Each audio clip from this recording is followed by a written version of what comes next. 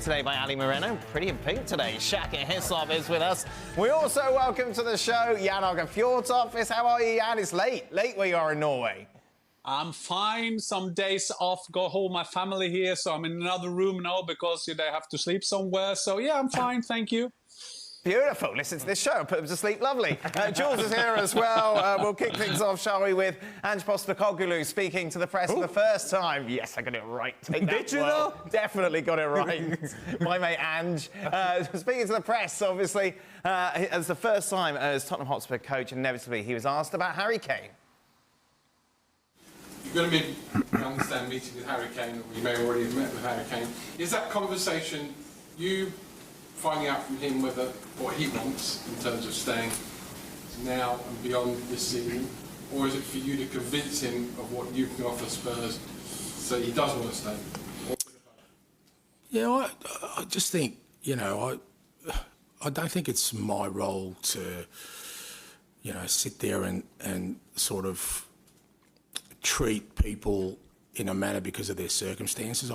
I'm really big on just treating everyone the same, and Harry is, you know, he's already entrenched himself in the history of this football club. He's a very important part. He's the premier striker, one of the premier strikers in the world, and you know, I want him involved here. My conversation with him will be about how we can make this club successful, and I've got no doubt that that's what he wants as well. So you know, within that context, whatever sort of that narrows into, you know, the personal stuff around Harry himself as an individual.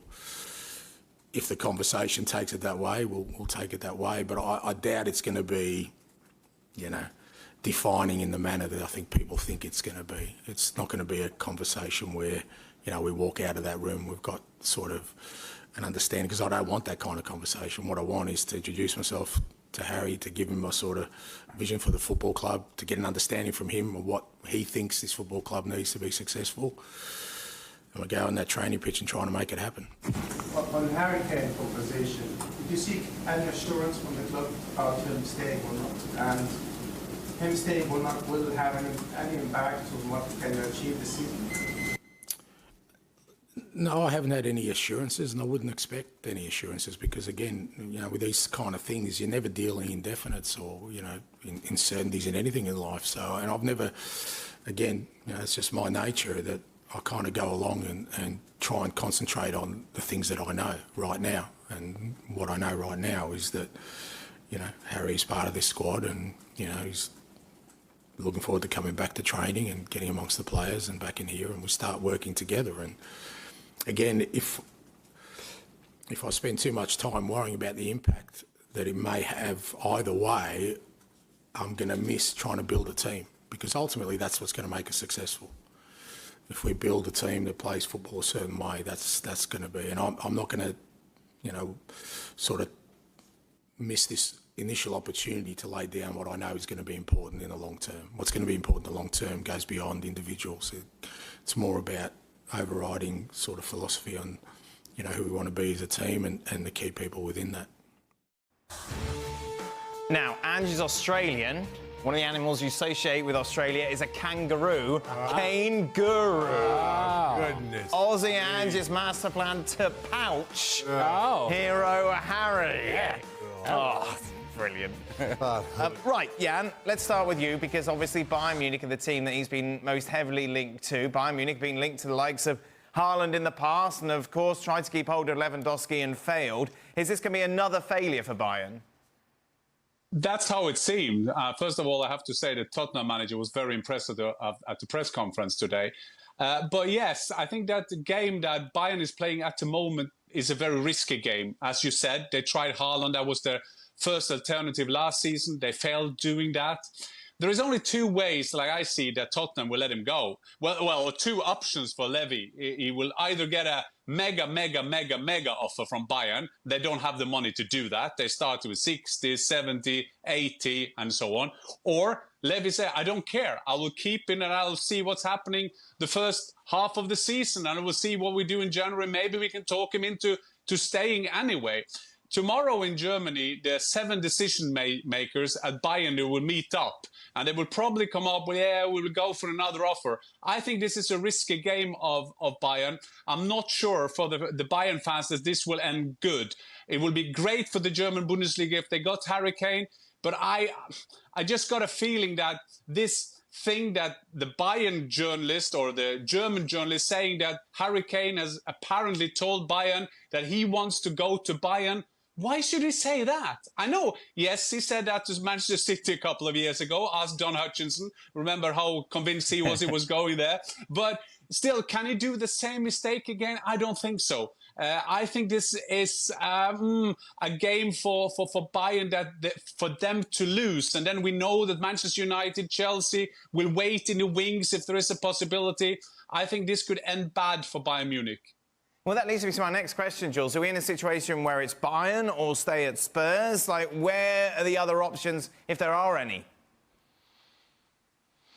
No, I think right now that they are the only 2 options. One is going to Bayern, and I think he's quite keen on going to Bayern. I think he's got everything open pretty much. He would be keen to go to Bayern. He met Thomas Tuchel, which Spurs and Daniel Levy are not too happy with, but we're not in 2000 anymore. I think they need to move on. This is what happens now. Clubs and managers speak to players even if they haven't signed them or recruited them yet, so they have to get on with it.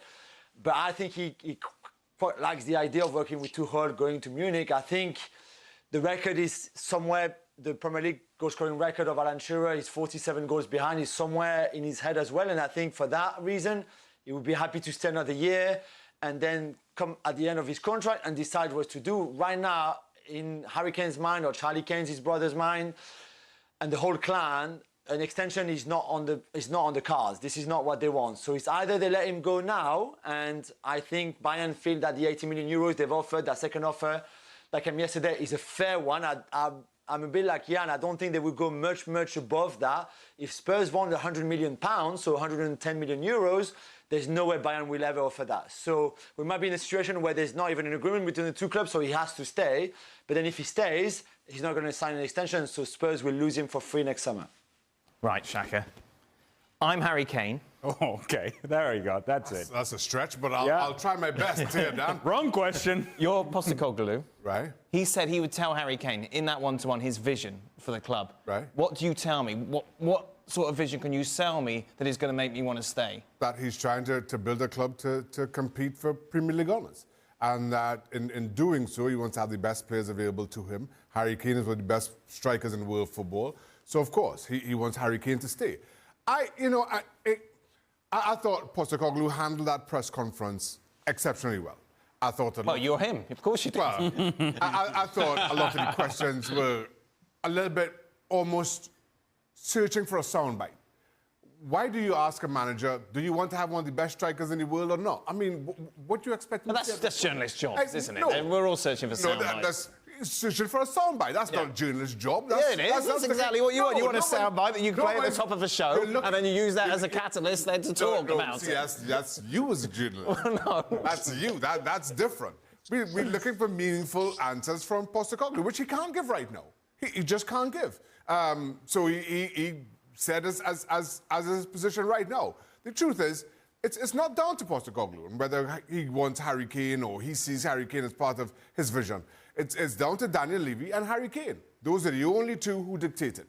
If Daniel Levy decides that he wants a whole lot more than Bayern Munich are prepared to offer this summer, then he'll probably stay, because I don't see Chelsea, given their spending and their circumstances, going much higher than Bayern would be prepared to offer. We've spoken about Manchester United's position right now, and for both of those clubs, you're thinking, well, I'll just wait the 12 months and pick him up on a free, albeit he'll be a year older, going on to 31 at that point. But that's a chance that you're willing to take, given your financial position.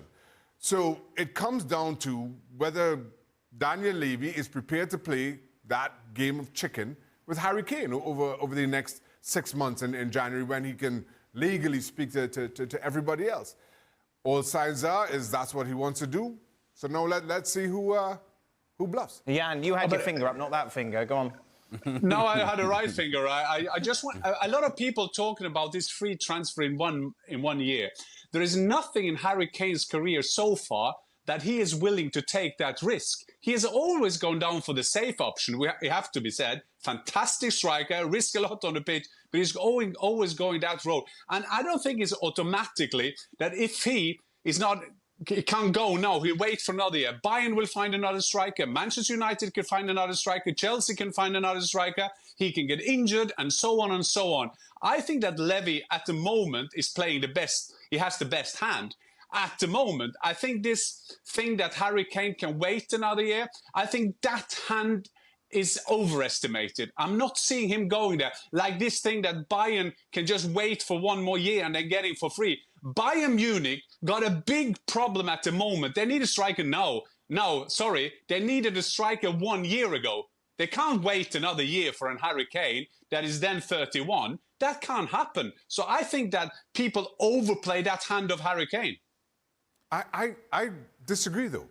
I think that there aren't many strikers with Harry Kane's quality in the game today. Even if we're talking about, in a year's time, a 31-year-old Harry Kane.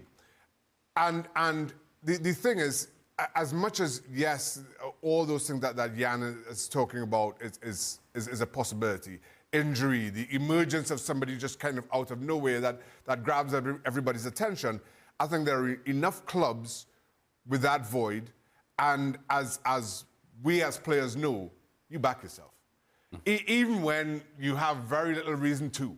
As players, you back yourself. So right now, as Harry Kane, and Jan's right, as much as he's always kind of taking that safe option, he's probably realized, well, that's gotten me this far. I need to make a move now. And if Daniel Levy continues to play hardball, here's what's going to happen. I'm going to score 30 goals. I'm going to again prove that I'm one of the best strikers in world football. And I'm going to get that move in 12 months' time on a free. That's what Harry Kane is thinking himself. And that puts Daniel Levy in the only position he can in terms of that safe option, I say in inverted commas, is to just offer so much money that the opportunity to win silverware, Harry Kane is kind of prepared to look the other way. What would you do, Ali? If I were whom? Mr. Harry Kane. I would leave. I would have left last year. I would have left the year before. I look at what the ceiling is in my current situation, and